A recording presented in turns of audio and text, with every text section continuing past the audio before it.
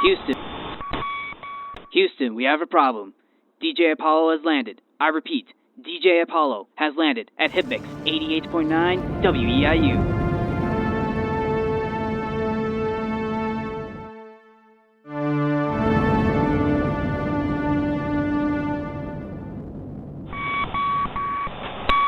Welcome to the Tales of Music and Film podcast. I am DJ Apollo, and I just want to say welcome back to another amazing episode. I'm very excited. We're back on the topic of music today. And today I will be covering an album I've been very excited to cover. I was wanting to go even further back in time to my way further than my other previous albums I have covered already. And before we get into the episode, I just want to say that last week I invited my amazing friend Aiden on here, and we discussed the 1984 classic Ghostbusters. That is episode 12. It is not up yet on the WEIU website, but it will be out soon. I highly recommend you check that episode out because Aiden and I had an absolute blast talking about Ghostbusters.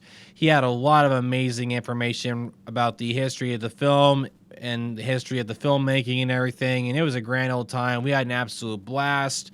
I will be getting him on here for future episodes, and I'm very excited to announce that it is now October, so this whole month I will be reviewing famous horror movies. I have a long list of films that I cannot wait to discuss for the next 4 weeks. I will be doing a lot of scary films. I will not announce yet what they are, but I have a whole list ready to go, so I'll be looking forward to that. So, today I am discussing the Beatles. Now, I knew when I was getting everything planned out for this show that I was eventually going to cover a Beatles album, and the one I decided to go with, it was a tie.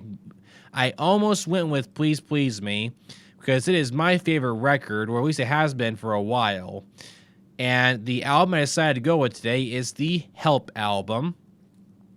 And Help is one of my favorite Beatles records of all time. I've listened to it from beginning to end countless times, and I just find myself liking this album with the songs, the way they were written, the way the musicians played on it. This particular record really stands out to me, and I'm very excited to cover it today. But before we get into the album itself, let's take a look at the famous band who recorded it. So, the Beatles.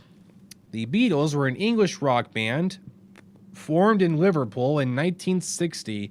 The band's lineup was John Lennon, Paul McCartney, George Harrison, and Ringo Starr. They are regarded as the most influential band of all time and were integral to the development of 1960s counterculture and popular music's recognition as an art form. So with the Beatles, you have the four main members, right? You got John Lennon on lead guitar, you got Paul McCartney on the bass, you got George Harrison on rhythm guitar, and you have Ringo Starr as the drummer. And the two main songwriters for most of the songs was Paul McCartney and John Lennon. They are regarded as one of the best music writing duos of rock and roll history.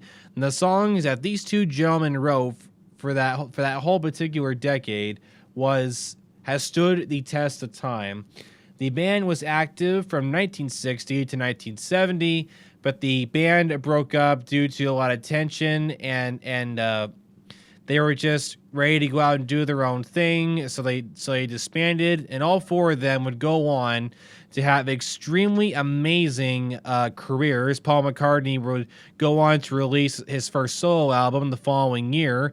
Then in 1971, he would form his new band, The Wings, alongside his wife, Linda, and that band was active from 1971 to 1981. And Ringo would go on to have his own career in his own band. And same with George. He went on to have a very successful solo career along with John. And fun fact, all four of them had a #1 single after the Beatles breakup.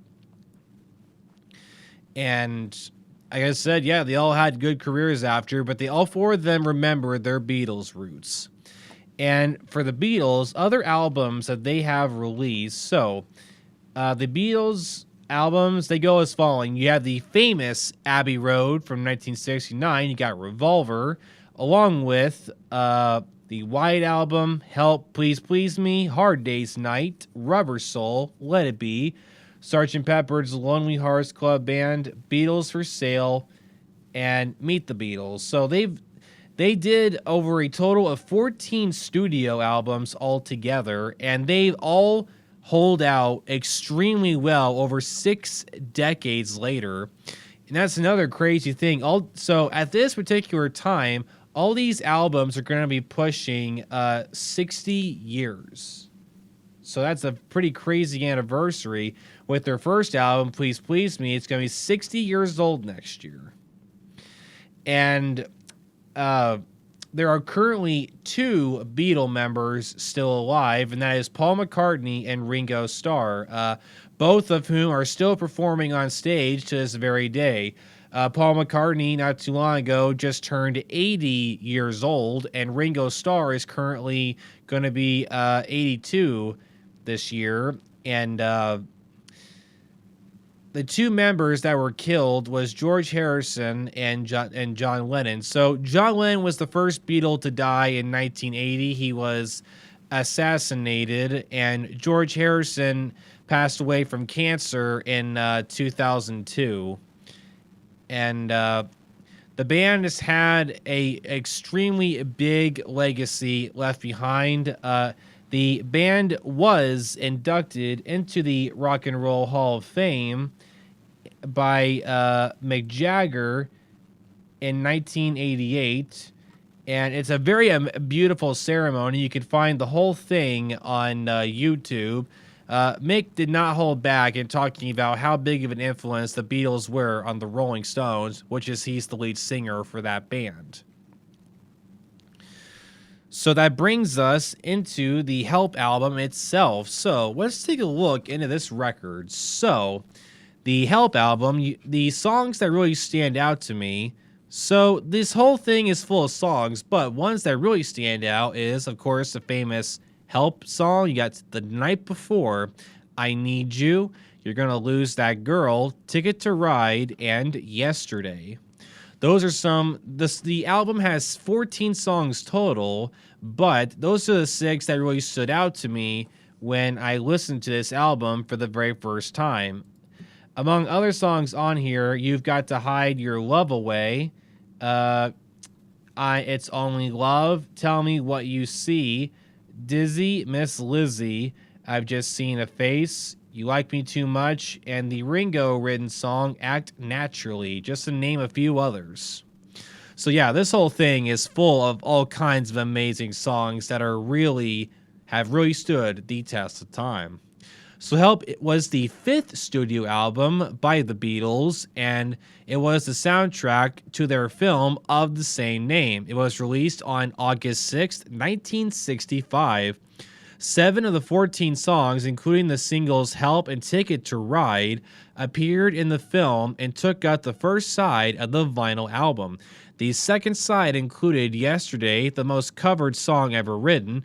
The album was met with favorable critical reviews and topped the Australian, German, UK, and US charts. During the recording sessions for the album, the Beatles continued to explore the studio's multi-tracking capabilities to layer their sound. So this was the one where they really started to experiment a lot more with their craft. This album really shows that. Like, they really stepped their game up in this record. In North America, the release was a true soundtrack album, combining the first 7 songs with instrumental music from the film. And in the U.S., Help marked the start of the artistic recognition for the Beatles from the mainstream critics, including comparisons to the European art music tradition. It was nominated in the category of Album of the Year at the 1966 Grammy Awards, marking the first time that a rock band had been recognized in this category. In the year 2000, it was voted 119th in the 3rd edition of Colin Larkin's book All-Time Top 1000 Albums.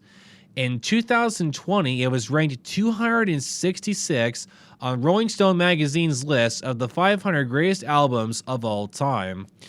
And so, yeah, I think it's safe to say this record has a major legacy left behind, to say the least. And the album includes Paul McCartney's written song Yesterday. It was arranged for guitar and strung quartet and recorded without the other group members. John Lennon's You've Gotta Hide Your Love Away indicates the influence of Bob Dylan and includes flutes. Ticket to Ride was released as a single in April of 1965, was felt by Lennon to be, quote, heavy in its sound compared to the group's previous output, and daring in its reference to a boy and a girl living together. Paul McCartney called the arrangement quite radical. During the recording sessions for the album, the band used the studio's multi-tracking capabilities to layer the sound as much as possible. Like George Harrison, for example, he would use a volume pedal and incorporation of a more chordal device to really rich up the guitar sound. And let me tell you, if you listen to George's guitar play on this record, he really stepped his game up. The way that his guitar sounds on this, it's so clean, and he makes it sound like there's like multiple guys or multiple musicians playing at once, but it's just him. He's really good on this album. As a songwriter, Harrison contributed the song I Need You and You Like Me Too Much. They were his first compositions to be included on the Beatles album since Don't Bother Me on the 1963's album with the Beatles. And so, like I was saying earlier, so John Lennon and Paul McCartney were the two main songwriters. When it came to the earlier albums, George and Ringo, they wrote songs too, but usually they were only allowed one song each that they would write and be the lead singer for. And they were given more opportunity the further they got into their careers. Like their later year albums featured more songs from them singing. But during this time, they were only allowed one or two songs where they could be the lead singer. And I Need You is such an amazing song. I think George could be one of the best songwriters I've ever seen. He wrote a lot of hits for the Beatles, and I Need You really stands out. If you want to hear it, and it's like one of its most like beautiful forms, I would highly recommend you look up the George Harrison concert. So when George passed away in 2002, all of his friends had this giant concert for him to honor his memory. And the whole concert was just other bands and musicians coming up and covering his songs. And Tom Petty and the Heartbreakers came up on stage and covered I Need You. And it sounds magnificent. They really made sure that they got that sound right on the money.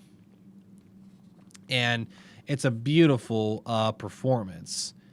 And the record contained two cover versions and a few tracks more closely related to the group's previous pop output, but still marked as a decisive step forward.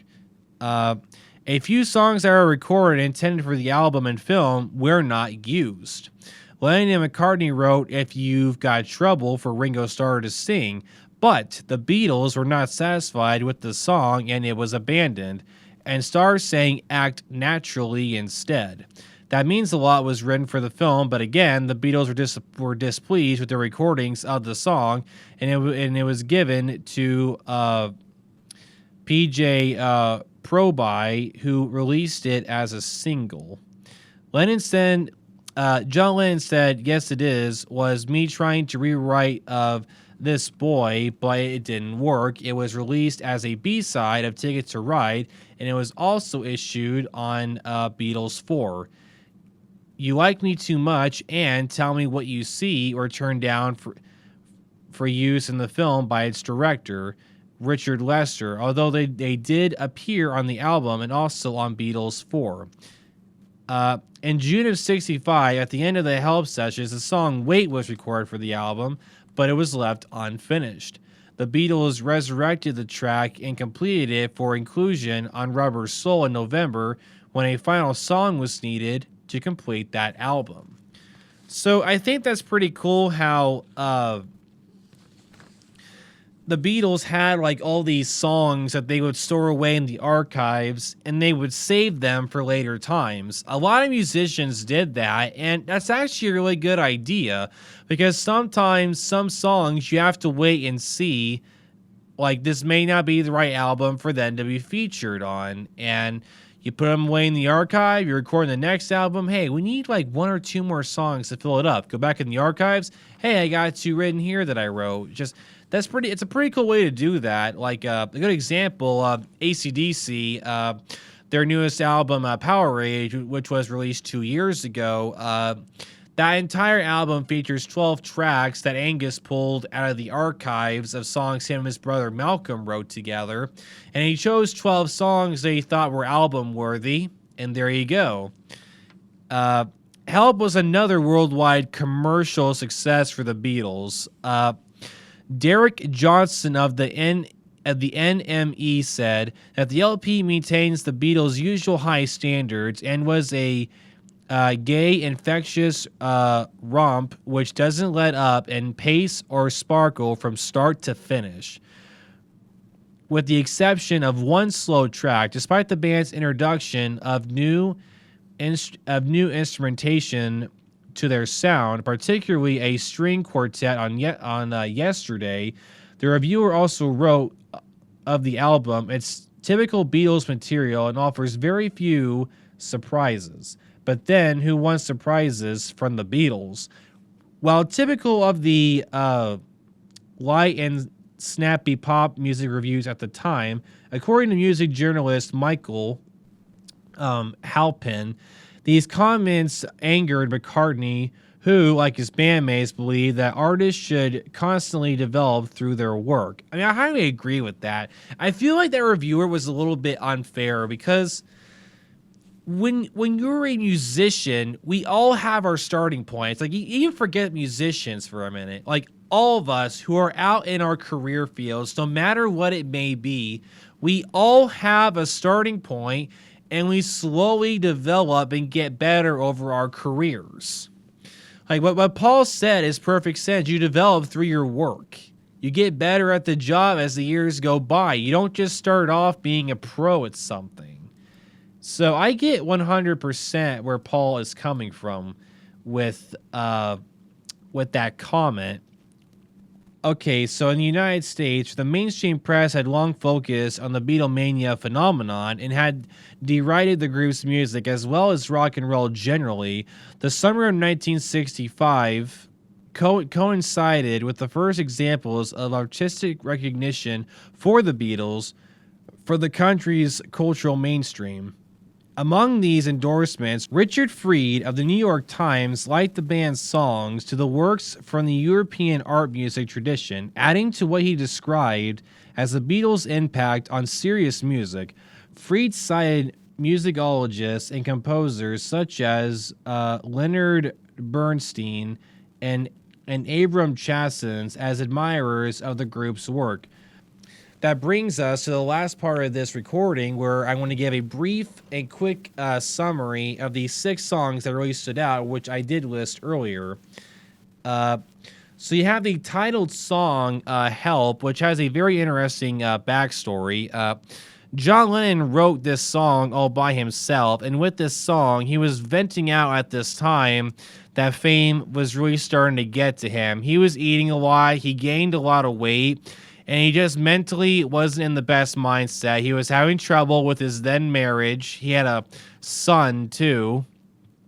And life on the road and getting so famous so quickly, he was really struggling with all those different things. So he vented all that out with the titled song, Help. And other songs like I Need You, George Harrison wrote that song around his wife at the time, who was Patty Boyd, and they were married from 1966 to 1977. I Need You was written by George Harrison for his then wife, Patty Boyd. And among other songs on here, you have The Night Before, which is a very, very catchy song. It's very good. It is track number 2. And another track that really stands out is You're Going to Lose That Girl. And the song, the message I get from it, I think is pretty obvious. It's like, dude, if you like that girl, you better just go out and just talk to her. Because if you don't, man, some other guy is going to make a move and you're going to lose her forever.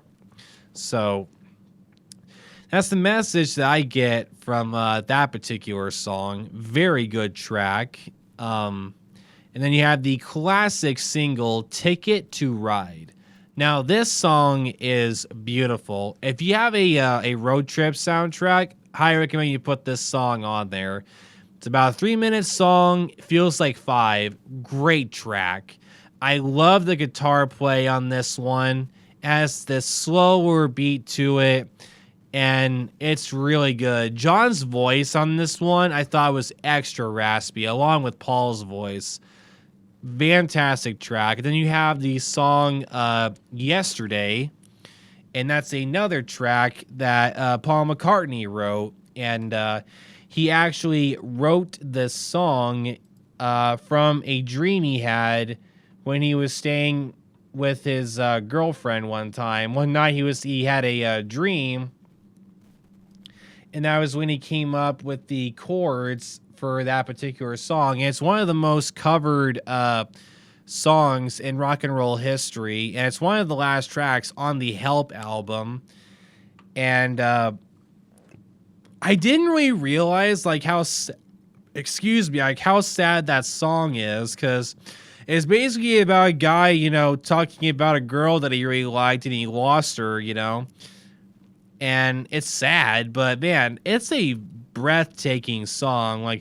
Paul McCartney is one of the greatest songwriters of all time. I don't think this man has ever written one bad song in his life. The man is a musical genius. All the Beatles members were. They were all geniuses, and the work they put on this album was incredible.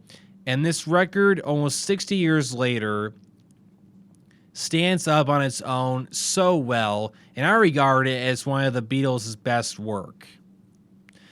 So that concludes my review of the Help album. I hope you enjoyed this recording, and I'll be right back here very soon to start the Scary Movie Marathon, which I'm very excited to get started. I got a whole list of films I cannot wait to go over, and I hope you listening in have an excellent rest of your day, and I will see all of you in the next recording. This is DJ Apollo here on the Tales of Music and Film.